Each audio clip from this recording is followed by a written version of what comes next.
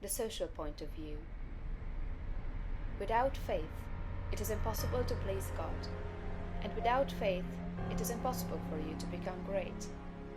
The distinguishing characteristics of all really great men and women is an unwavering faith. We see this in Lincoln during the dark days of the war. We see it in Washington at Valley Forge.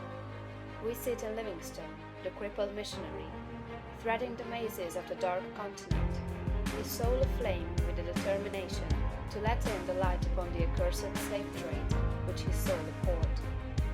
We see it in Luther and in Francis Willard, in every man and woman who has attained a place in the muster roll of the great ones of the world. Faith, not a faith in oneself or in one's own powers, but faith in principle, in the something great which upholds right, and which may be relied upon to give us the victory in due time. Without this faith, it is not possible for anyone to rise to real greatness. The man who has no faith in principle will always be a small man. Whether you have this faith or not depends upon your point of view. You must learn to see the world as being produced by evolution, as a something that is evolving and becoming, not as a finished work. Millions of years ago, God worked with very low and crude forms of life, low and crude, yet each perfect after its kind. Higher and more complex organisms, animal and vegetable, appeared through the successive ages. The earth passed through stage after stage in its unfolding, each stage perfect in itself, and to be succeeded by a higher one. What I wish you to note is that the so-called lower organisms are as perfect after their kind as the higher ones. That the world in the Eocene period was perfect for that period. It was perfect, but God's work was not finished. This is true of the world today. Physically, socially, and industrially, it is all good, and it is all perfect. It is not complete anywhere or in any part, but so far as the handiwork of God has gone, it is perfect. This must be your point of view, that the world and all it contains is perfect, though not completed. All's right with the world. That is the great fact. There is nothing wrong with anything. There is nothing wrong with anybody. All the facts of life you must contemplate from this standpoint. There is nothing wrong with nature. Nature is a great advancing present, working beneficently for the happiness of all. All things in nature are good. She has no evil. She is not completed. For creation is still unfinished, but she is going on to give to man even more bountifully than she has given to him in the past. Nature is a partial expression of God, and God is love. She is perfect, but not complete. So it is of human society and government. What though there are trusts and combinations of capital and strikes and lockouts and so on, all these things are part of the forward movement. They are incidental to the evolutionary process of completing society. When it is complete, there will be harmony. But it cannot be completed without them. J.P. Morgan is as necessary to the coming social order as the strange animals of the age of reptiles were to the life of the succeeding period. And just as these animals were perfect after their kind, so Morgan is perfect after his kind. Behold, it is all very good. See government and industry as being perfect now, and as advancing rapidly toward being complete. Then you will understand that there is nothing to fear, no cause for anxiety, nothing to worry about. Never complain of any of these things. They are perfect. This is the very best possible word for the stage of development man has reached. This will sound like rank folly to many, perhaps to most people. What, they will say, are not child labor and the exploitation of men and women in filthy and unsanitary factories evil things? Aren't saloons evil? Do you mean to say that we shall accept all these and call them good? Child labor and similar things are no more evil than the way of living and the habits and practices of the cave dweller were evil.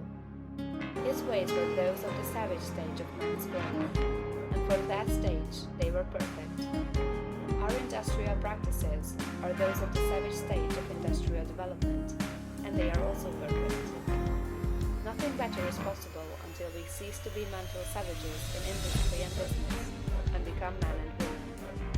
This can only come about by the rise of the whole race to a higher viewpoint. And this can only come about by the rise of such individuals here and there as are ready for the higher viewpoint. The cure for all this inharmoniousness lies not with the masters or employers, but with the workers themselves. Whenever they reach a higher viewpoint, whenever they shall desire to do so, they can establish complete brotherhood and harmony in industry. They have the numbers and the power. They are getting now what they desire. Whenever they desire more in the way of a higher, purer, more harmonious life, they will receive more. True, they want more now, but they only want more of the things that make for animal enjoyment, and so industry remains in the savage, brutal, animal stage.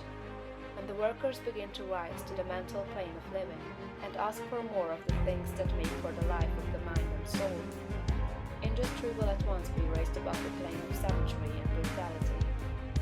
But it is perfect now upon its plane. Behold, in fact it is all very good. So it is true of saloons and dens of vice.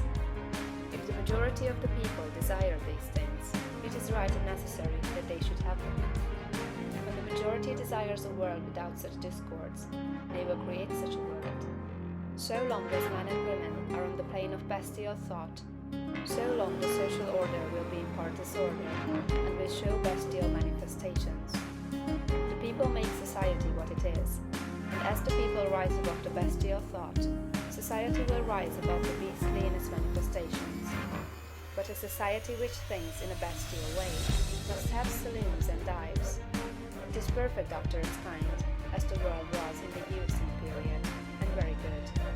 All this does not prevent you from working for better things. You can work to complete an unfinished society, instead of to renovate a decaying one. And you can work with a better heart and a more hopeful spirit.